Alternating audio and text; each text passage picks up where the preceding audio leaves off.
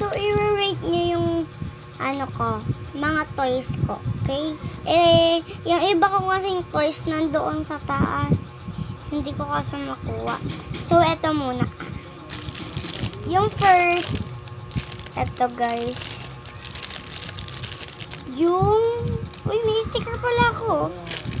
Eto Ito yung purse. Yan. Yan ang purse. Ito. Ay! Nilipad. Oh my God. Ito guys, Ayan. Rate nyo naman si Kuromi kung cute. Tapos si Cinnamon. Wala nga lang isang mata ng Cinnamon. Kasi matagal ko na itong laruan. Ito. Grade 2 pa lang ako. Laruan ko na to. Grade 3 na ako ngayon. Halos a week na po yung ko dito. Rate nyo naman po yung dal ko. Ilan po rate nyo? 10? Pinakamataas pong score ay 10. Tapos may mga photocard din po ako. Hindi lang po siya isa. Marami po siya. Ito po. Pakita ko po. Ayan. Yan po. Maganda po ba?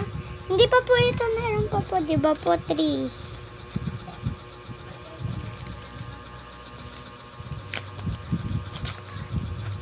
Ito pa po. Rate may photocards, guys. Yan. Marami pa. Yan. Tapos meron pa akong stickers. Ayan. Sa wallet ko. Ito pala yung wallet ko, guys. Rate nyo na rin po yung wallet ko. Kasama na rin po.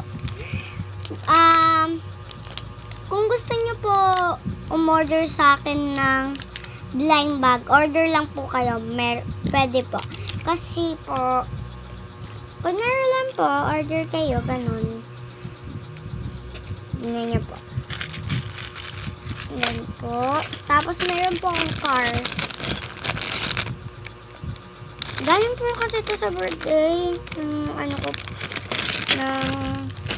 Anak ng tito ko.